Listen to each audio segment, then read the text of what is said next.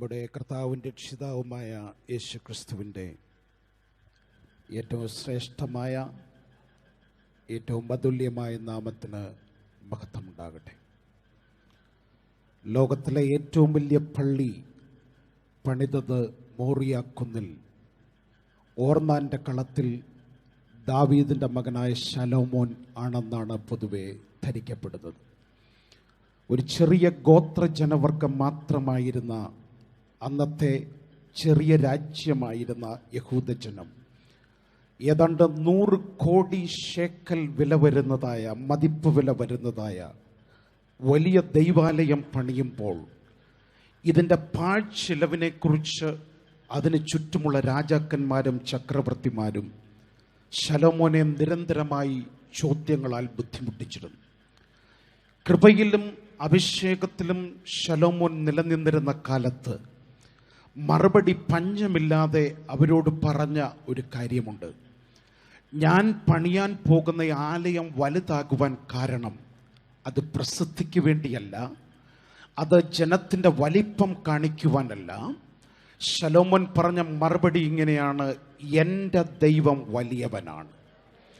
The temple I am going to build is great because my God is great. ഞാൻ പണിയുന്ന ആലയം വലുതാകുവാൻ ഒരു കാരണമേ ഉള്ളൂ, എൻ്റെ ദൈവം അത്രയ്ക്ക് വലിയവനാണ്. ഇന്ന് രാത്രി നമ്മുടെ കരമുയരുന്നത്, നമ്മുടെ സ്തോത്രത്തിൻ്റെ ശബ്ദമുയരുന്നത് ആരോഗ്യത്തിൻ്റെ കൂടുതൽ കൊണ്ടല്ല, ഏതെങ്കിലും ബാഹ്യമായ സമ്മർദ്ദങ്ങളുണ്ടല്ല. മരിച്ചവരെ ഉയർപ്പിക്കുകയും ഇല്ലാത്തതിനെ ഉള്ളതിനെ പോലെ വിളിച്ചു വരുത്തുകയും കല്ലറയുടെ അതിരുകൾക്ക് അതിർവെക്കാൻ കഴിയാത്തതുമായ ശക്തിയോടെ പുറത്തു വന്ന സർവത്തെയും നിയന്ത്രിക്കുന്ന ഒരുവനാണ് എൻ്റെ ദൈവമെന്ന് ഉറപ്പുള്ള ദൈവമക്കൾക്ക് മാത്രമേ അധരം തുറന്ന് ദൈവത്തെ മഹത്വപ്പെടുത്തുവാൻ കഴിയുകയുള്ളൂ. 23-ാം സങ്കീർത്തനം ഒരു വലിയ സദസ്സിൽ വെച്ച് 2 പേർ റിസൈറ്റ് ചെയ്തത്, 2 പേർ പറഞ്ഞത് ഞാൻ വായിച്ചിട്ടുണ്ട്. ആദ്യം പറഞ്ഞയാൾ വളരെ പ്രഗത്ഭനായ ഒരു ആക്ടറായിരുന്നു. തനതായ ഭാവങ്ങളോടുകൂടെ 23-ാം സങ്കീർത്തനം അദ്ദേഹം പറയുവാൻ തുടങ്ങിയപ്പോൾ ആളുകൾ ചിരിച്ചു, കൈയടിച്ചു. ഒരു ഈസ്തറ്റിക് കലാപരമായ ഒരു സൗന്ദര്യം അവിടെ വ്യാപരിക്കുവാനിടയായിത്തീർന്നു. പിന്നീട് എഴുന്നേറ്റത് ഒരു 70 വയസ്സ് കഴിഞ്ഞ സാധുവായ ഒരു ദൈവത്തിൻ്റെ ദാസനാണ്. അദ്ദേഹം 23-ാം സങ്കീർത്തനം പറയാൻ തുടങ്ങിയപ്പോൾ അവിടെ കയ്യടി ഉയർന്നില്ല, അട്ടഹാസം ഉയർന്നില്ല, കലാമൂല്യത്തിൻ്റെ സ്വാധീനങ്ങൾ അവിടെ ഉണ്ടായില്ല. പക്ഷെ ദൈവ സാന്നിധ്യം അവിടെ ഇറങ്ങി വന്നു. ആളുകളുടെ കണ്ണുകൾ നിറയാൻ തുടങ്ങി. അവരുടെ ഉള്ളിൽ വലിയൊരു ആത്മീക ചൈതന്യം വ്യാപരിക്കാൻ തുടങ്ങി. എല്ലാവരും ഇരുന്ന് മാറിപ്പോയപ്പോൾ ആദ്യം ചെന്നയാൾ രണ്ടാമത്തെ സാധുവായ മനുഷ്യനോട് ചോദിച്ചു, ഞാൻ എഴുന്നേറ്റപ്പോൾ കയ്യടി ഉയർന്നു, ധാരാളം പേർ ആഘോഷത്തോടെ നിലനിന്നു, പക്ഷെ അങ്ങ് എഴുന്നേറ്റപ്പോൾ ദൈവ സാന്നിധ്യം അവിടെ ഇറങ്ങി വന്നു. എന്താണ് അതിന് കാരണം? അദ്ദേഹം ശാന്തമായി മറുപടി പറഞ്ഞു, you know the Sam but I know the shepherd. നിനക്ക് സങ്കീർത്തനം അറിയാം, പക്ഷെ എനിക്ക് സങ്കീർത്തനത്തിലെ ഇടയനെ അറിയാം. ഇന്ന് രാത്രി ആ തിരിച്ചറിവുള്ള ദൈവമക്കൾക്ക് അവരുടെ കരങ്ങളൊന്ന് ചലിപ്പിക്കുന്നതിനോ അധരമൊന്ന് തുറക്കുന്നതിനോ ഇന്ന് രാത്രിയിൽ ആമേൻ അതിൻ്റെ പൂർണ്ണ സ്വാതന്ത്ര്യം ഇവിടെയുണ്ട്. സന്തോഷത്തോടെ നമ്മുടെ കർത്താവിൻ്റെ വലിപ്പത്തിനനുസരിച്ച് നമ്മുടെ കരങ്ങളെ തട്ടി നമ്മുടെ അധരങ്ങളെ തുറന്ന്, എൻ്റെ ദൈവം വലിയവനായതുകൊണ്ട്, എൻ്റെ ദൈവം ഉന്നതനായതുകൊണ്ട്, ഐ നോ ദ ഷെപ്പേർഡ്, എൻ്റെ ഇടയനെ എനിക്കറിയാമെന്ന് ഉറപ്പുള്ള ദൈവമക്കൾ മാത്രം ദൈവത്തിന് ഇന്ന് രാത്രി മഹത്വം കൊടുത്ത് ഈ അന്തരീക്ഷത്തിൽ ഒരിക്കലൂടെ പരിശുദ്ധാത്മ സാന്നിധ്യം അതിൻ്റെ പൂർണ്ണ അളവിൽ വ്യാപരിക്കുവാനിടയാകട്ടെ. ഒരിക്കലൂടെ ഞാൻ കർത്താവിൻ്റെ നാമത്തിൻ്റെ മഹത്വം കരയേറ്റുന്നു. നമ്മുടെ അനുഗ്രഹീതമായ സഭകൾക്ക് നേതൃത്വം നൽകുവാൻ ഈ തലമുറയിൽ സ്വർഗത്തിലെ ദൈവം തെരഞ്ഞെടുത്ത എല്ലാ അഭിഷിക്തന്മാരായ ദൈവദാസന്മാർക്കും, ഇന്ന് ക്ഷീണത്തിലും വിശ്രമത്തിലുമായിരിക്കുന്ന ശ്രേഷ്ഠന്മാരായ പിതാക്കന്മാരും ഗുരുക്കന്മാരായ ദൈവദാസന്മാരെയും ഓർത്തു ഇന്ന് രാത്രിയിൽ സ്തോത്രം ചെയ്യുകയും അവർക്കെല്ലാം വന്ദനം ചെയ്യുകയും ഇന്ന് രാത്രിയിൽ ഈ രണ്ടാമത്തെ സന്ധിയിൽ കർത്താവിൻ്റെ ശബ്ദം കേൾക്കുവാനും കർത്താവിൻ്റെ സ്പർശനം അനുഭവിപ്പാനും കടന്നു വന്നിരിക്കുന്ന എല്ലാവർക്കും യേശുക്രിസ്തുവിൻ്റെ നാമത്തിൽ എളിയവൻ്റെ വന്ദനങ്ങളെ അറിയിച്ചുകൊണ്ട് ഇന്ന് രാത്രിയിലത്തെ എനിക്ക് നൽകിയിരിക്കുന്ന സമയത്തിൻ്റെ പരിധിക്കുള്ളിൽ നിൽക്കുവാൻ ആഗ്രഹിച്ച് അപ്പോസ്തല പ്രവൃത്തി 4-ാം അധ്യായത്തിലെ 23-24 വാക്യങ്ങളിലൂടെ ചില ആത്മീക ചിന്തകൾ ഓർപ്പിച്ച് ഇരിക്കുവാൻ കർത്താവിൽ ആഗ്രഹിക്കുന്നു. വിട്ടയച്ച ശേഷം അവർ കൂട്ടാളികളുടെ അടുക്കൽ ചെന്ന് മഹാപുരോഹിതന്മാരും മൂപ്പന്മാരും തങ്ങളോട് പറഞ്ഞത് എല്ലാം അറിയിച്ചു. അതു കേട്ടിട്ട് അവർ ഒരുമനപ്പെട്ട് ദൈവത്തോട് നിലവിളിച്ചു പറഞ്ഞത്, ആകാശവും ഭൂമിയും സമുദ്രവും അവയിലുള്ള സകലവും ഉണ്ടാക്കിയ നാഥനെ. അനുഗ്രഹീതരായ ദൈവത്തിൻ്റെ ദാസന്മാരിലൂടെ ദൈവത്തിൻ്റെ വചനത്തിൻ്റെ ശബ്ദം നാം കേട്ടുകൊണ്ടിരിക്കുകയായിരുന്നു. എനിക്ക് പിന്നാലെ വളരെ അനുഗ്രഹീതനായ ദൈവദാസനും വചനത്തിലൂടെ സംസാരിക്കുന്നുണ്ട്. ഞാൻ ഇന്ന് സന്ധ്യയിൽ വളരെ വൈകിയാണ് ഈ സ്റ്റേജിലെത്തിയത്. കഴിഞ്ഞ ദിവസങ്ങളിൽ ഗുജറാത്തിൽ ഉള്ള ചില ശുശ്രൂഷകൾക്ക് ശേഷം ഇന്ന് ഉച്ച കഴിഞ്ഞാണ് തിരുവനന്തപുരത്ത് എത്തിയത്. അതുകൊണ്ട് തന്നെ വരുന്ന യാത്രകളിലൊക്കെ ഈ ശുശ്രൂഷകൾക്ക് വേണ്ടി പ്രാർത്ഥിക്കുവാനും മെസ്സേജിൻ്റെ ഭാഗം ഒരുക്കുന്നതിന് സഹായമായി ചില കാര്യങ്ങളുമൊക്കെ ഒരു ദൈവദാസനോട് പറഞ്ഞപ്പോൾ അദ്ദേഹം പറഞ്ഞു, തോമസ് ഫിലിപ്പ് പാസ്റ്ററെ, പീഡ എന്നൊക്കെ 2-3 പ്രാവശ്യം പറഞ്ഞാൽ മതി, ബാക്കി പിന്നെ ഇഷ്ടമുള്ള മെസ്സേജ് അങ്ങ് ശുശ്രൂഷിച്ചാൽ മതി എന്ന്. അദ്ദേഹം പറയുന്നത് അങ്ങനെയൊക്കെയായി ഇവിടെ സംഭവിക്കുന്നത്. 2-3 പ്രാവശ്യം പീഡ, കഷ്ടത എന്നൊക്കെ ഉറക്കെ പറഞ്ഞാൽ മതി, അപ്പോൾ അത് വിഷയ കേന്ദ്രീകൃതമാകുമെന്നാണ്.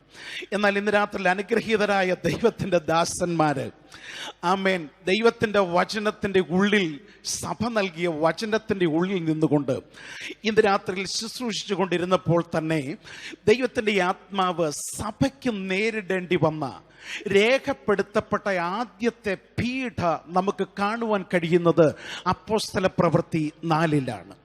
ഈ 4-ാം അധ്യായത്തിൽ നിന്ന് ഈ വലിയ പീഡകളെ അതിജീവിക്കുവാൻ സഭയ്ക്ക് ദൈവം നൽകിയ ത്രിമാനമായ 3 ലെവലുകളിലുള്ള പ്രത്യേക 3 ആയുധങ്ങളെക്കുറിച്ചാണ് ഇന്ന് രാത്രിയിൽ ഈ അധ്യായത്തിൻ്റെ പരിമിതിയിൽ നിന്നുകൊണ്ട് ഓർപ്പിച്ച് അവസാനിപ്പിക്കുവാൻ ഞാൻ ആഗ്രഹിക്കുന്നത്.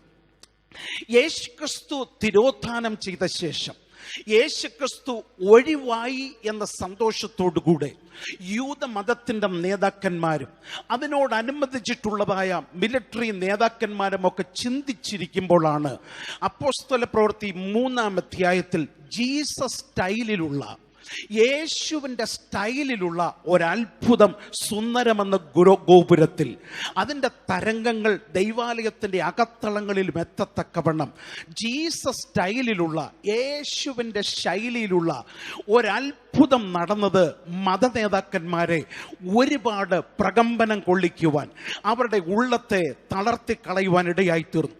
ആ വചനം ചിന്തിച്ചപ്പോൾ എൻ്റെ മനസ്സിൽ വന്നത്, യോഹന്നാൻ സ്നാപകൻ ദൈവരാജ്യത്തെക്കുറിച്ച് പ്രസംഗിച്ചു, കാലം തികഞ്ഞു, ദൈവരാജ്യം സമീപിച്ചിരിക്കുന്നു. ഇത് പറഞ്ഞ യോഹന്നാനെ, ആമേൻ, യൂതമതം തകർത്ത് കളഞ്ഞു. ഇത് പറഞ്ഞ യോഹന്നാനെ ഹേരോദാവ് തകർത്ത് കളഞ്ഞു. എന്നാൽ അതിൻ്റെ അനന്തരഫലമായി, ആമേൻ, എവിടെ യോഹന്നാൻ നിർത്തിയോ അവിടെ യേശു ആരംഭിച്ചു. എവിടെ യോഹന്നാൻ അവസാനിപ്പിച്ചോ യൂതമതം കരുതി, ഹേരോദ്യ മതം കരുതി യേശുവിൻ്റെ രാജ്യത്തിൻ്റെ ചരിത്രം അവസാനിച്ചെന്ന്. എന്നാൽ യോഹന്നാൻ എവിടെ അവസാനിപ്പിച്ചോ അവിടെ യേശു തുടങ്ങി. യേശുവിനെ കല്ലറയിൽ തകർത്ത് കളഞ്ഞപ്പോൾ, ഒതുക്കി കഴിഞ്ഞപ്പോൾ യൂതമതം ചിന്തിച്ചു, റോമൻ സാമ്രാജ്യം ചിന്തിച്ചു, യേശുവിൻ്റെ മാർഗം അവസാനിച്ചെന്ന്. യേശു എവിടെ നിർത്തിയോ അവിടെ പത്രോസ് എഴുന്നേറ്റു. യേശു എവിടെ നിർത്തിയോ അവിടെ പൗലോസ് എഴുന്നേറ്റു. പൗലോസിനെ കൊന്നു കളഞ്ഞു, പത്രോസിനെ രക്തസാക്ഷിയായി തകർത്ത് കളഞ്ഞു. പക്ഷെ അവരെവിടെ നിർത്തിയോ അവിടെ യോഹന്നാൻ അപ്പോസ്തലൻ ആരംഭിച്ചു. യോഹന്നാൻ അപ്പോസ്തലൻ തിരോധാനം ചെയ്യുമ്പോൾ യേശുവിന്റെ സഭയുടെ ചരിത്രം അവസാനിക്കുമെന്ന് പിശാച് കരുതി, സാമ്രാജ്യം കരുതി, മതങ്ങൾ കരുതി. പക്ഷെ എവിടെ യോഹന്നാൻ അവസാനിപ്പിച്ചോ, ദേ വരുന്നു അടുത്ത ഭക്തന്മാരായ ഗണങ്ങൾ. അവരെ മുഴുവൻ തകർത്ത് കളഞ്ഞപ്പോൾ യൂതമതം ചിന്തിച്ചു, സംഘടിത മതം ചിന്തിച്ചു, യേശുവിന്റെ മാർഗം അവസാനിപ്പിച്ചെന്ന്. ഇല്ല, 16 നൂറ്റാണ്ടുകൾ കഴിഞ്ഞപ്പോൾ വിറ്റൻബർഗ് പള്ളിയിൽ 90-ലധികം കാര്യങ്ങൾ എഴുതി വെച്ച് മറുകരയിൽ നിന്ന് ദൈവം മാർട്ടിൻ ലൂഥറിനെ എഴുന്നേൽപ്പിച്ചു. മാർട്ടിൻ ലൂഥർ തിരോധാനം ചെയ്തപ്പോൾ അടുത്ത ഭക്തന്മാരെ ദൈവം എഴുന്നേൽപ്പിച്ചു. 20-ാം നൂറ്റാണ്ടിന്റെ ആദ്യ പാദത്തിൽ സകലതും തകർന്നു കളഞ്ഞു എന്ന് ചിന്തിച്ചിരുന്നപ്പോൾ പരിശുദ്ധാത്മാവിന്റെ ബലത്തോടുകൂടെ ഒരു ബൈബിൾ സ്കൂളിൽ ദൈവപ്രവൃത്തി ആരംഭിച്ചു. ഈ ഭാരതത്തിന്റെ മണ്ണിൽ ഇത് തകർന്നു എന്ന് കരുതിയപ്പോൾ ദൈവം പാസ്റ്റർ കെ എബ്രഹാമിനെ എഴുന്നേൽപ്പിച്ചു, ദൈവം പാസ്റ്റർ TG ഉമ്മനെ എഴുന്നേൽപ്പിച്ചു, ദൈവം പാസ്റ്റർ CK ഡാനിയലിനെ എഴുന്നേൽപ്പിച്ചു, ദൈവം പാസ്റ്റർ ജോർജ് വർഗീസിനെ എഴുന്നേൽപ്പിച്ചു. അവർ തിരോധാനം ചെയ്തു കഴിഞ്ഞപ്പോൾ സ്വർഗത്തിലെ ദൈവം പാസ്റ്റർ KM ജോസഫിനെ എഴുന്നേൽപ്പിച്ചു. സ്വർഗത്തിലെ ദൈവം ആ തലമുറയിൽ ഭക്തന്മാരെ എഴുന്നേൽപ്പിച്ചു. അവർ ജീവിച്ചിരിക്കുമ്പോൾ തന്നെ KC ജോൺ പാസ്റ്ററെ എഴുന്നേൽപ്പിച്ചു, വത്സൻ എബ്രഹാം പാസ്റ്ററെ എഴുന്നേൽപ്പിച്ചു, KC തോമസ് പാസ്റ്ററെ എഴുന്നേൽപ്പിച്ചു. ഒരു 100 വർഷം കർത്താവിന് വരുവാൻ താമസമുണ്ടെങ്കിൽ ഈ വേദിയിൽ ഇരിക്കുന്ന അനേകരും കാലചക്രത്തിന്റെ മറുകരയിലേക്ക് നീതിയുടെ കിരീടം പ്രാപിക്കാൻ ഉയരങ്ങളിലേക്ക് കരേറിപ്പോവും. പക്ഷെ യേശുവിന്റെ മാർഗം അവസാനിക്കത്തില്ല. ഇന്നിവിടെ സ്തോത്രം പറയുന്ന ചില കുഞ്ഞുങ്ങളെ സ്വർഗത്തിലെ ദൈവം എഴുന്നേൽപ്പിച്ച് ഭാരത മണ്ണിന്റെ നെടുകയും കുറുകയും നടന്ന് ജീവിക്കുന്ന ഒരു ദൈവമുണ്ടെന്ന് പ്രഖ്യാപിക്കുവാൻ തക്കവണ്ണം സ്വർഗം അവരെ എഴുന്നേൽപ്പിക്കും. കാരണം ഈ മാർഗത്തെ കുറിച്ച് പ്രവചിച്ചത് മനുഷ്യനല്ല. ഫിലിപ്പിന്റെ കൈസരിൽ വെച്ച് യേശു പ്രഖ്യാപിച്ചു, എന്റെ സഭയെ തകർത്ത് കളയാൻ ലോകത്തിലൊരു ശക്തിക്കും കഴിയത്തില്ല. പാതാള ഗോപുരങ്ങൾ അതിനെ ജയിക്കയില്ല. ഇന്ന് ലോകത്തിൽ ഏറ്റവും വേഗത്തിൽ വളർന്നുകൊണ്ട് പ്രതിസന്ധികളുടെ നടുവിൽ സഭ വളരുവാൻ കാരണമെന്ന് പറയുന്നത് തകർക്കാൻ കഴിയാത്ത ഒന്നിന്റെ മേലാണ് സഭ പണിഞ്ഞിരിക്കുന്നത്. കെട്ടിടത്തിന്റെ മേലല്ല, പണത്തിന്റെ മേലല്ല, വമ്പൻ സൗധങ്ങളുടെ മേലല്ല. ദൈവസഭ പണിതുയർത്തിയിരിക്കുന്നത് യേശു ക്രിസ്തു എന്ന അടിസ്ഥാനത്തിലാണ്. പുനരുത്ഥാനം ചെയ്ത യേശു ക്രിസ്തു എന്ന അടിസ്ഥാനത്തിൽ പണിതിരിക്കുന്ന സഭയെ തൊടാൻ കഴിഞ്ഞേക്കും, പക്ഷെ തകർക്കാൻ ലോകത്തിൽ ഒരൊറ്റ ശക്തിക്കും കഴിയത്തില്ല എന്നുറപ്പുള്ള ദൈവമക്കൾ ഇന്ന് രാത്രിയിൽ ഇവിടെ ഉയരേണ്ട ശബ്ദം സാധാരണ ശബ്ദമല്ല. ഡൽഹി വരെ കേൾക്കേണ്ട ശബ്ദം ഉയരണം, ലോകം മുഴുവൻ കേൾക്കേണ്ട ശബ്ദം ഉയരണം. സന്തോഷമുണ്ടെങ്കിൽ കരമടിച്ച് ഇന്ന് രാത്രിയിൽ ആമേൻ. കർത്താവിന്റെ ശക്തിയുടെ വ്യാപാരം ജീസസ് സ്റ്റൈലിലുള്ള ചില ദൈവപ്രവൃത്തികൾ ഇന്ന് രാത്രിയിൽ ഈ പന്തലിന്റെ കീഴിൽ നടക്കുമെന്ന് ഉറപ്പുള്ളവർക്കായി സ്തോത്രം. മതത്തിന്റെ ഏറ്റവും വലിയ ഹെവി വെയ്റ്റ്സ് ഒരുമിച്ച് ചേരുന്ന ചരിത്രമാണ് 4-ാം അധ്യായം 1-ാം വാക്യം മുതൽ താഴോട്ട് കാണുന്നത്. പരീശന്മാര്, പൊളിറ്റിക്കൽ ലീഡേഴ്സ്, സദൂക്യര്, അവിടുത്തെ പരീശന്മാരുടെ ഗണം, യഹൂദ മതത്തിന്റെ മേലധ്യക്ഷന്മാര്, ഇവർ ഒരുമിച്ച് ചേർന്ന് കൊല്ലുവാൻ പോലും അധികാരമുള്ളതായ ഒരു ഗ്രൂപ്പിന്റെ മുന്നിൽ സാമാന്യരും പഠിപ്പില്ലാത്തവരുമെന്ന്, അൺട്രെയിൻഡ് ആളുകൾ എഴുതപ്പെട്ട ചിലർ വന്നപ്പോൾ അവർ പുറത്തു വന്നത് ഭീരുക്കളെ പോലെയല്ല, അവർ പുറത്തു വന്നത് തോറ്റവരെ പോലെയല്ല, അവർ പുറത്തു വന്നത് ഏതെങ്കിലും ശക്തിയുടെ മുമ്പിൽ മുട്ടുമടക്കുന്നവരായിട്ടല്ല, എഴുന്നേറ്റ് നിൽക്കുന്നവരായി, തല ഉയർത്തുന്നവരായി, ധൈര്യമുള്ളവരായി രൂപാന്തരപ്പെടുന്ന ചരിത്രമാണ് നമുക്ക് ഈ അധ്യായത്തിൽ കാണാൻ കഴിയുന്നത്. 3 പ്രധാനപ്പെട്ട ആയുധങ്ങൾ പ്രിയപ്പെട്ടവരെ അതിൽ നോർപ്പിച്ച് ഞാൻ എൻ്റെ വാക്കുകൾ അവസാനിപ്പിക്കാം. ഇവിടെ കർത്താവിൻ്റെ ദാസന്മാർ അലക്സ് വെട്ടിക്കലും പാസ്റ്റർ ജോർജ് മോനിച്ചനും ആ വിഷയങ്ങളെക്കൊക്കെ പറഞ്ഞു. 4-ാം അധ്യായം 8-ാമത്തെ വാക്യം, പത്രോസ് പരിശുദ്ധാത്മാവ് നിറഞ്ഞവനായി അവരോട് പറഞ്ഞത്. ഒന്നാമത് സഭയ്ക്ക് സ്വർഗം നൽകിയിരിക്കുന്ന പ്രധാനപ്പെട്ട ജയാളികളുടെ ആയുധമായി 4-ാം അധ്യായത്തിൽ രേഖപ്പെടുത്തിയിരിക്കുന്നത് സാദൂക്യർക്കില്ലാത്തത്, പരീശന്മാർക്കില്ലാത്തത്, റോമൻ സാമ്രാജ്യത്തിനില്ലാത്തത്, സംഘടിത മതത്തിനില്ലാത്തത്, മതത്തിന്റെ ഹെവി വെയ്റ്റുകൾക്കില്ലാത്ത ഒന്ന് ദൈവം പാവപ്പെട്ട തൻ്റെ സഭയ്ക്ക് കൈമാറ്റം ചെയ്തിട്ടുണ്ട്. യേശു സ്വർഗാരോഹണം ചെയ്യുമ്പോൾ യാത്ര ചെയ്യാൻ ഒരു വാഹനത്തെ പോലും, ഒരു കഴുതയെപ്പോലും തൻ്റെ ശിഷ്യന്മാർക്ക് വാഗ്ദാനം ചെയ്തില്ല. യെരുശലേമിലെ സ്വിസ് ബാങ്കിൽ, യെരുശലേമിലെ നാഷണലൈസ്ഡ് ബാങ്കിൽ 1 കോടി രൂപ അവിടെ ഇട്ടിട്ട് അതിൻ്റെ പലിശ വാങ്ങിച്ച് എല്ലാ മാസവും സന്തോഷത്തോടെ മിനിസ്ട്രി ചെയ്യണമെന്ന് യേശു അവരോട് പറഞ്ഞില്ല. നിങ്ങൾക്ക് പള്ളി ഉണ്ടാക്കി തരാമെന്ന് പറഞ്ഞില്ല. കർത്താവ് പറഞ്ഞ ഒറ്റ കാര്യമേ ഉള്ളൂ, ഞാൻ മേളിലോട്ട് കടന്നുപോയി പിതാവിനോട് ചോദിച്ചിട്ട് നിങ്ങൾക്കൊരു കാര്യം തരും, മറ്റൊരു കാര്യസ്ഥനെ നിങ്ങൾക്ക് തരാൻ പോകുകയാണ്. ദൈവസഭയ്ക്ക് മാത്രമുള്ള ഒരു പ്രിവിലേജാണ് പ്രിയരെ. നമുക്ക് ഡൽഹിയിൽ ആള് കാണത്തില്ല, തിരുവനന്തപുരത്ത് ആള് കാണത്തില്ല, പക്ഷെ സകലത്തെയും നിയന്ത്രിക്കുന്ന പിതാവിന്റെ വലത്തുഭാഗത്തിരുന്ന് ഇപ്പുറത്തെ സിംഹാസനത്തിലിരുന്ന് സകലത്തെയും നിയന്ത്രിക്കാൻ കഴിയുന്ന കർത്താവിനെ സ്വർഗം നമുക്ക് ദാനമായി നൽകിയിട്ടുണ്ട്. അതേക്കുറിച്ച് പൗലോസ് എഫേസ്യ ലേഖനം 1-ാം അധ്യായത്തിൽ യേശുക്രിസ്തുവിന്റെ ഉയർപ്പ്, സ്വർഗാരോഹണം, പുനരുത്ഥാനം, കൊറോണേഷൻ, ഈ 3-4 കാര്യങ്ങൾ 1:19 മുതൽ 23 വരെയുള്ള വാക്യങ്ങളിൽ പറഞ്ഞിട്ട് പൗലോസ് പറഞ്ഞിരിക്കുന്നത് സകലത്തിന്റെ മേലും കർത്തൃത്വമുള്ള യേശുവിനെ സ്വർഗം നൽകിയിരിക്കുന്നത് മിസ്റ്റർ അംബാനിക്കല്ല, മിസ്റ്റർ അദാനിക്കല്ല, തൻ്റെ ശരീരമായ സഭയ്ക്കാണ്. ആമേൻ. സ്വർഗം പിതാവിന്റെ പുത്രനെ പിതാവിന്റെ വലത്തുഭാഗത്തിരുത്തിയിരിക്കുന്നത്. ഒരു തർജ്ജമയിൽ പറഞ്ഞിരിക്കുന്നത് he is seated, Jesus seated at the right hand of the Father for the sake of the church, for the interest of the church. യേശു സ്വർഗത്തിൽ ഇരിക്കുന്നത് ഇവിടുത്തെ ഹെവി വെയ്റ്റുകളുടെ താല്പര്യം സംരക്ഷിക്കാനല്ല, ഇവിടുത്തെ മതനേതാക്കന്മാരുടെ താല്പര്യം സംരക്ഷിക്കാനല്ല. യേശു പിതാവിന്റെ വലതുഭാഗത്തിരിക്കുന്നത് ഇന്ന് രാത്രിയിൽ ബലവാനും ബലഹീനനും തമ്മിൽ ഒരു കാര്യമുണ്ടായാൽ ബലഹീനന് വേണ്ടി വാദിച്ച് പിതാവിന്റെ അപ്പുറത്തിരുന്ന് സ്വർഗത്തിന്റെ കരത്തെ നമുക്ക് അനുകൂലമാക്കി ചലിപ്പിക്കാൻ കഴിയുന്ന, താല്പര്യം സംരക്ഷിക്കുന്ന, നമുക്ക് വേണ്ടി മഹാപുരോഹിതനായിരിക്കുന്ന, ചുമൽഖണ്ഡങ്ങളിൽ പേരെഴുതിയിരിക്കുന്ന ആ കർത്താവിന് മഹത്വം.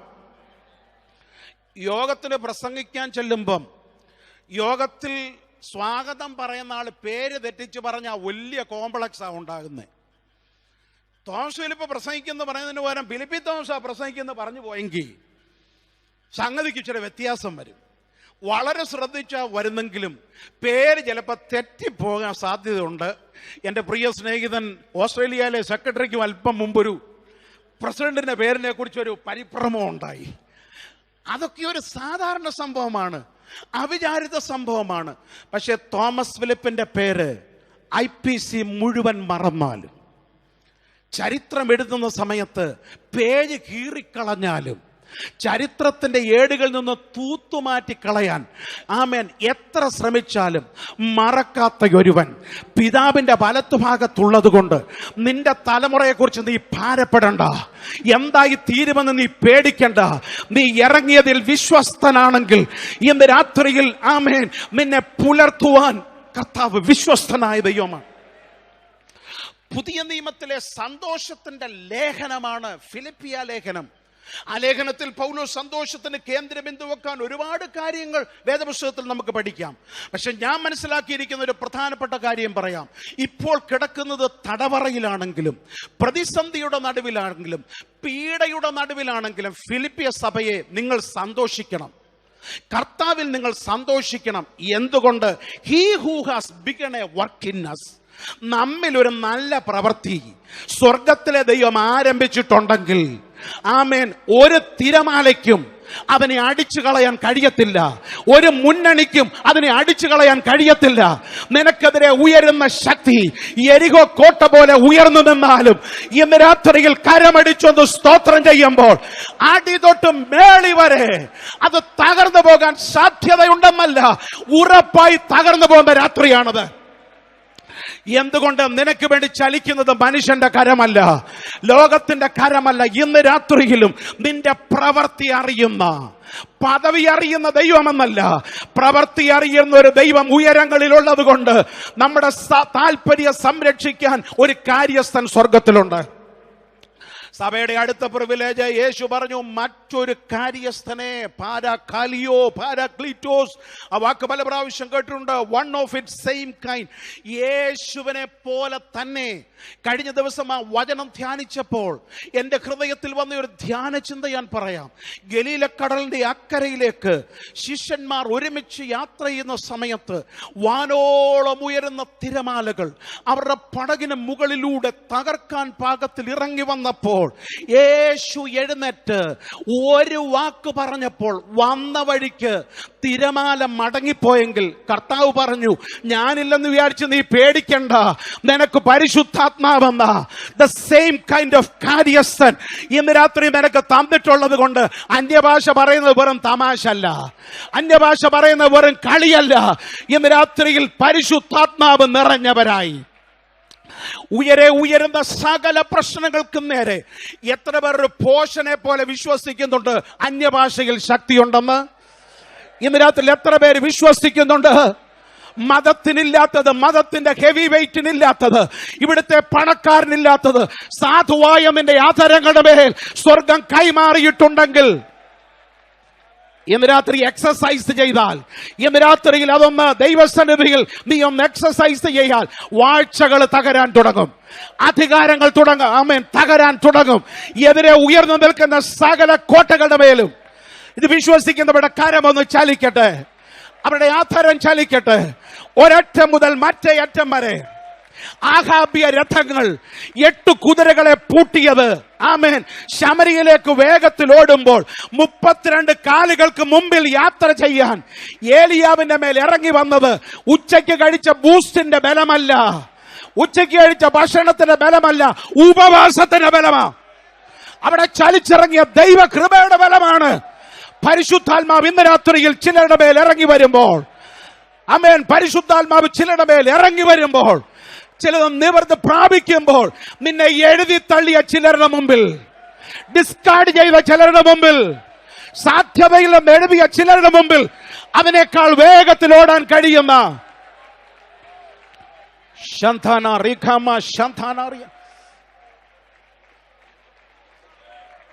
ഇത് രാത്രിയിൽ എനിക്ക് പിന്നാലെ ദൈവദാസൻ പ്രസംഗിക്കാൻ എഴുന്നേറ്റ് വരുമ്പോൾ ഈ ചലനം ഇവിടെ വ്യാപരിക്കട്ടെ. പെന്തിക്കോസിന് വേറെ ഒന്നും പറയാനില്ല, ആത്മനിറവ് മാത്രമാണ്. ഞാൻ അതിന്റെ വിശദീകരണങ്ങളിലേക്കൊന്നും വരുന്നില്ല. 2-3 കാര്യങ്ങൾ 5 മിനിറ്റ് കൊണ്ട് ഞാൻ പറഞ്ഞ് അവസാനിപ്പിക്കും. 5 മിനിറ്റ് കൊണ്ട് പിന്നാലെ കർത്തൃദാസനുണ്ടല്ലോ. 4-ാം അധ്യായം ശ്രദ്ധിക്കുക.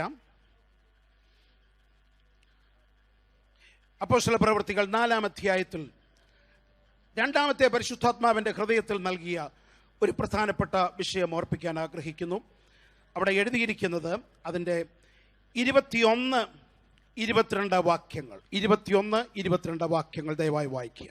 എന്നാൽ ഈ സംഭവിച്ച കാര്യം കൊണ്ട് എല്ലാവരും ദൈവത്തെ മഹത്വപ്പെടുത്തുകയാൽ അവരെ ശിക്ഷിക്കുന്നതിന് ജനനിമിത്തം വഴിയൊന്നും കാണായിക കൊണ്ട് അവർ പിന്നെയും തർജ്ജനം ചെയ്ത് അവരെ വിട്ടയച്ചു. 40 വയസ്സുവരെ മുടന്തനായിരുന്ന ഒരുവൻ യേശുവിന്റെ നാമത്തിൽ ശലോമോന്റെ മണ്ഡപത്തിൽ പ്രധാനപ്പെട്ട ജൂയിഷ് റബിമാർ പഠിപ്പിക്കുന്ന ഇടത്ത് തുള്ളിയും ചാടിയും ദൈവത്തെ സ്തുതിച്ചുകൊണ്ടിരുന്നപ്പോൾ മതത്തിന്റെ ഹെവി വെയിറ്റുകളുടെ ആധാരം അടഞ്ഞു.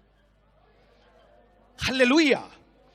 ഇന്ന് രാത്രി 2-ാമത്തെ ഒരു വെപ്പൺ, 2-ാമത്തെ ഒരു ആയുധം, the witnesses of the transformed lifes, ജീവിതങ്ങളിൽ രൂപാന്തരം വന്നവരുടെ സാക്ഷ്യമാണ് പീഡകൾക്കെതിരെയുള്ള ഏറ്റവും വലിയ ആയുധങ്ങളിൽ ഒന്ന്.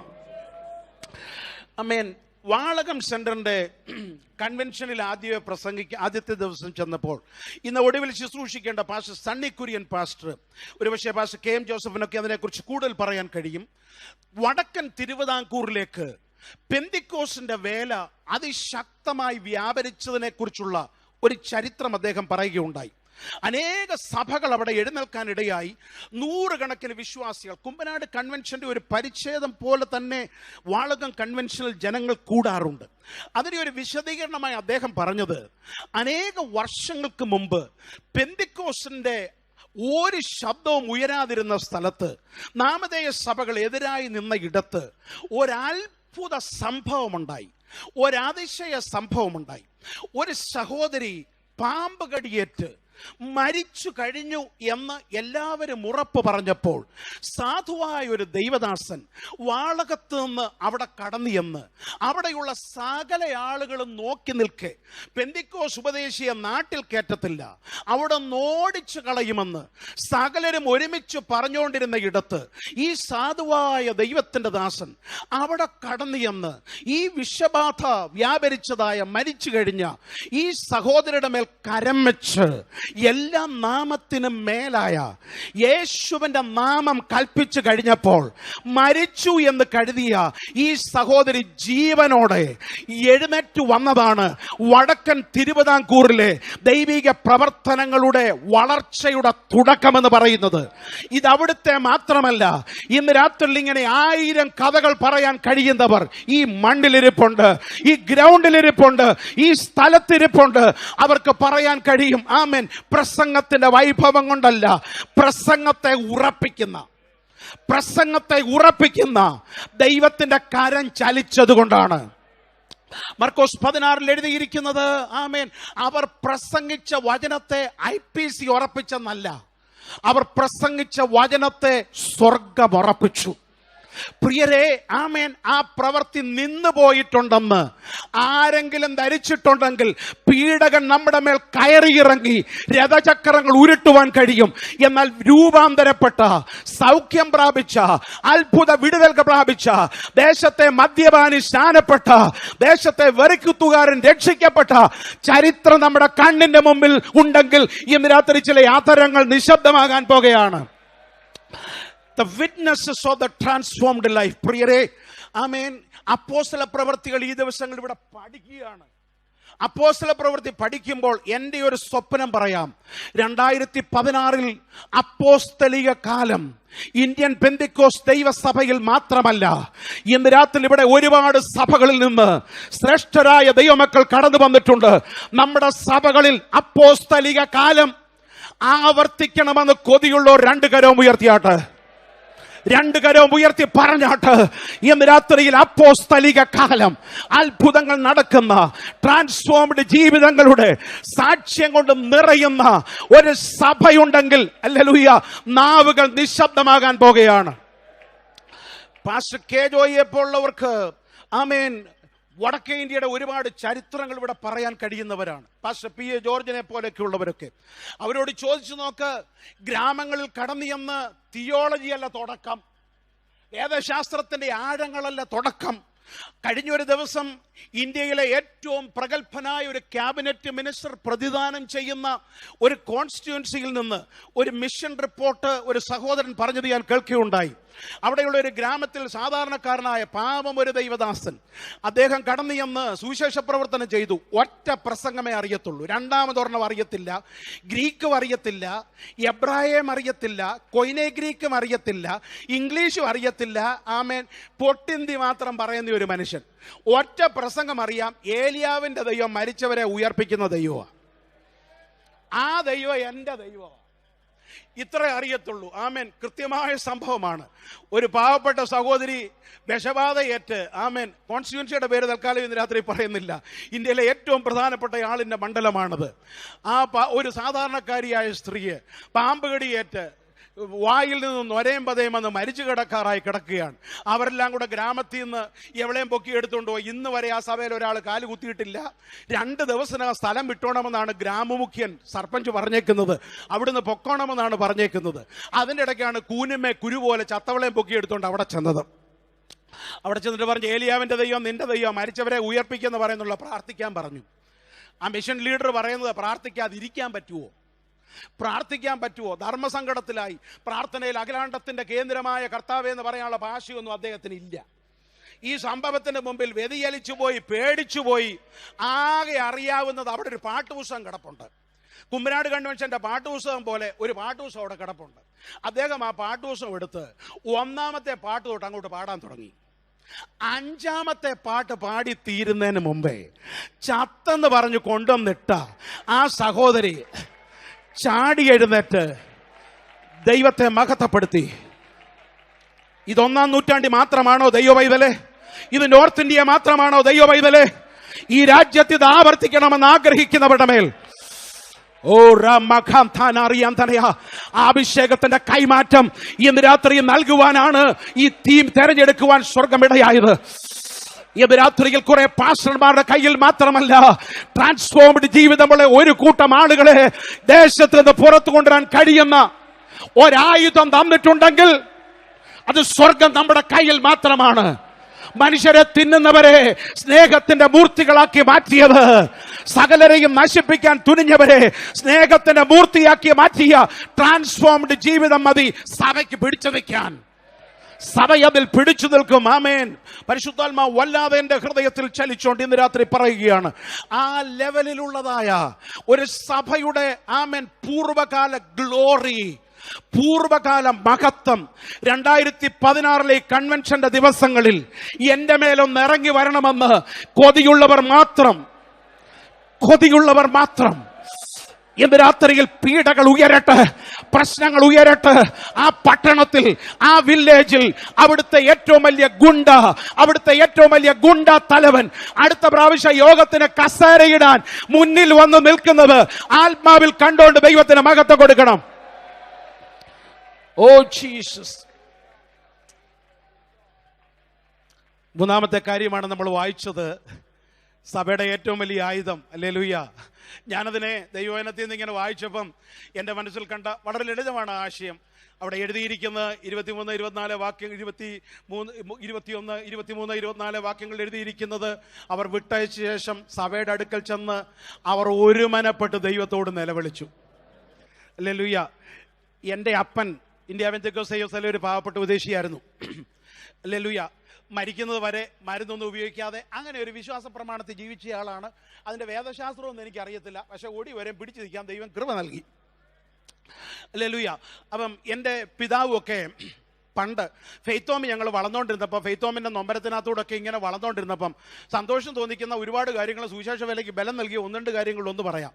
അന്ന് ആർക്കെങ്കിലും രോഗമുണ്ടെന്ന് പറഞ്ഞാൽ, ആമേൻ, ഇന്ന് എന്നോട് പറഞ്ഞാൽ എനിക്കൊരു രോഗമുണ്ട് പാസ്റ്റർ എന്ന് പറഞ്ഞാൽ ഉടനെ ഞാൻ പറയുന്ന മിക്കവാറുമുള്ള പ്രതികരണം, അത് കിംസിൽ നല്ല ഡോക്ടറുണ്ട്, അത് അമൃതായി നല്ല ഡോക്ടറുണ്ട്. എനിക്ക് തോന്നുന്നത് പല വിശ്വാസികളെക്കാളും നല്ല ഡോക്ടർമാരെ ഞങ്ങൾക്ക് അറിയാവുന്നേ. പക്ഷെ പണ്ട് അങ്ങനൊന്നുമല്ല. അവർ ചെയ്യുന്നത്, ആമേൻ, ഒരു രോഗിയുണ്ടെന്ന് പറഞ്ഞു കഴിഞ്ഞാൽ ഉടനെ കിംസിൽ പോകണമെന്നല്ല പറയുന്നത്, നമുക്കെല്ലാം കൂടെ പുൽപ്പായിട്ട് അവിടെ ഇരിക്കാമെന്ന് പറയും.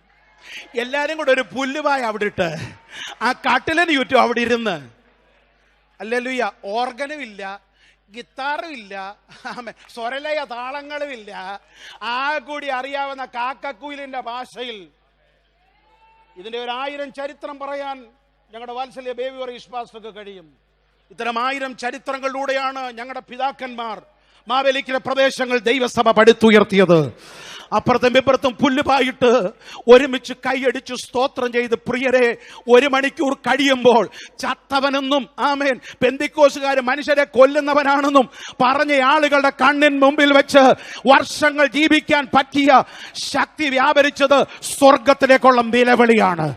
സ്വർഗത്തിലേക്കുള്ള നിലവിളിയാണ്. ആകെ 15 പേരെ സഭയിലുള്ളൂ. പക്ഷേ 15 പേരിൽ ഒരാൾ തോമാച്ചൻ പക്ഷം, 15 പേരിൽ ഒരാൾ ഫിലിപ്പ് പക്ഷം. ആമേൻ. അതിനെയല്ല ഒരുമനപ്പെട്ടെന്ന് പറയുന്നത്. ഇന്ന് രാത്രി തീയിറങ്ങണേൽ സ്വർഗത്തിന് 1 സെക്കൻഡ് മതി. അഭിഷിക്തൻ കാല് ചവിട്ടിയാൽ, ആമേൻ, ഇന്ന് രാത്രി കൃപയുള്ള ദൈവവൈതൽ കാൽ ചവിട്ടിയാൽ 850 പേർ ഒരുമിച്ച് നിന്ന് രാവിലെ മുതൽ വൈകുന്നേരം വരെ കൂകി വിളിച്ചാലും തൊടാൻ കഴിയാത്ത ദൈവശക്തി അവിടെ വ്യാപരിക്കും. ആമേൻ. കർമ്മേൽ പർവ്വതത്തിൽ എഴുന്നേറ്റ് നിന്ന ഓർഡിനറി ആളുകളല്ല, തീയിറക്കാൻ കഴിവുള്ളവന്മാരാ. തീയിറക്കാൻ കഴിവുള്ളവന്മാരാണ്. മുമ്പ് തീ ഇറക്കിയിട്ടുണ്ട്. ഈ തീ ഇറക്കിയവന്മാർ അന്ന് വൈകുന്നേരം വരെ കൂവിയിട്ടും തീയുടെ ലാഞ്ചന പോലും ഇറങ്ങാത്തത് ഒരൊറ്റ മനുഷ്യൻ അവിടെ കാൽ ചവിട്ടി എന്ന് പറഞ്ഞാൽ അതിന്റെ ഒരു ആത്മീയ പൊരുള് പറയാം. ഇന്ന് രാത്രിയിൽ ഒരൊറ്റ മനുഷ്യനെ പോലെ ഇവിടെ ഇരിക്കുന്ന ആയിരക്കണക്കിന് ദൈവമക്കൾ കരമുയർത്തി സ്വർഗത്തിലോട്ട് നോക്കണം. ഒരു ചിന്തയിൽ നിന്ന് പറഞ്ഞ് അവസാനിപ്പിക്കാം. അവർ ഒരുമനപ്പെട്ട് സ്വർഗത്തിലേക്ക് നിലവിളിച്ചു. ആമേൻ. ഞാനതിൽ നിന്ന് മനസ്സിലാക്കുന്നത് ഇത് സഭയുടെ ഒരു സ്വാഭാവിക സ്പോണ്ടേനിയസ് റെസ്പോൺസ് ആണ്. ഇതാരും പറഞ്ഞിട്ടല്ല, കമ്മിറ്റി കൂടി. ആമേൻ. ജേക്കബ് ജോൺ അച്ചായൻ ഇവിടുന്ന് കത്തെഴുതി ഒരു ഉപവാസ പ്രാർത്ഥന കൂടുന്ന കാര്യമല്ല പറഞ്ഞത്. പ്രശ്നമുണ്ടോ? സഭ ആദ്യമേ ഓർക്കുന്ന CM നമ്മുടെ ആളാണോ, ഹോം മിനിസ്റ്റർ നമ്മുടെ ആളാണോ, MP നമ്മുടെ ആളാണോ, പിടിക്കാൻ ആളുണ്ടോ, പോകാൻ ആളുണ്ടോ, റെക്കമെൻഡേഷൻ ആളുണ്ടോ, ഇന്ന് വരെ വല്ലതും കിട്ടിയിട്ടുണ്ടോ? നോക്കാമെന്ന് പറയുന്നതല്ലാതെ വല്ലതും കൈ കിട്ടിയിട്ടുണ്ടെങ്കിൽ സ്വർഗം തന്നതല്ലാതെ നിന്റെ പക്കൽ ഏതെങ്കിലും കാര്യങ്ങളുണ്ടോ? ഒരുത്തനും വേണ്ട. ഇന്ന് രാത്രി കര സ്വർഗത്തിലേക്ക് ഉയർത്തി ഹൃദയത്തിന്റെ ആഴത്തിൽ നിന്ന് ഒരു കണ്ണുനീരുയർന്ന് പാസ്റ്റർ ജേക്കബ് ജോൺ പറഞ്ഞ പ്രശ്നങ്ങൾക്ക് നാളെ രാവിലെ ഒരു മറുപടി കിട്ടാൻ തക്കവണ്ണം, നമ്മുടെ പ്രശ്നങ്ങൾക്ക് ഒരു പരിഹാരം ഉണ്ടാകാൻ തക്കവണ്ണം ഒരു സെക്കൻഡ് കരമുയർത്ത് നിലവിളിക്കാനുള്ള മനസ്സോടെ കർത്താവിനോട് പറ. കർത്താവേ, നോർത്ത് ഇന്ത്യയിൽ പീഡകൾ ഉയരുകയാണ്, സൗത്ത് ഇന്ത്യയിൽ അതിന്റെ ലാഞ്ചന ഉയരുകയാണ്. പക്ഷെ ഞങ്ങൾ ഭയപ്പെടുന്നില്ല. ഇന്ന് രാത്രി നിന്റെ കരം ചലിക്കാൻ പോകുകയാണ്. നാളെ എന്താകുമെന്ന് ഞങ്ങൾക്ക് അറിയത്തില്ല. പക്ഷെ IPCക്ക് അറിയാം ഞങ്ങൾ സുരക്ഷിതരാ. ഞങ്ങൾക്ക് MLA ഇല്ലായിരിക്കാം, ഗവർണർ ഇല്ലായിരിക്കാം, പക്ഷെ മറ്റൊരു കരം ഞങ്ങൾക്ക് വേണ്ടി ഇവിടെ ചലിക്കുകയാണ്. ഉറപ്പുള്ളവരുടെ കരം ചലിക്കട്ടെ, അധരങ്ങൾ ചലിക്കട്ടെ. ഇന്ന് രാത്രിയിൽ ആത്മനിറവ് നമ്മിൽ വ്യാപരിക്കട്ടെ. ജയം നമ്മുടേത്, ഒടുവിലത്തെ ജയം നമ്മുടേത്. ഉറപ്പുള്ളവർ ഹല്ലേലൂയ പറഞ്ഞോട്ടെ. The final victory belongs to us. ഒടുവിലത്തെ ജയം എനിക്കുണ്ടെന്ന് ഉറപ്പുള്ളവർ ഒരിക്കലൂടെ കരമുയർത്തി സ്തോത്രം ചെയ്യാം. കർത്താവ് നമ്മെ അനുഗ്രഹിക്കട്ടെ.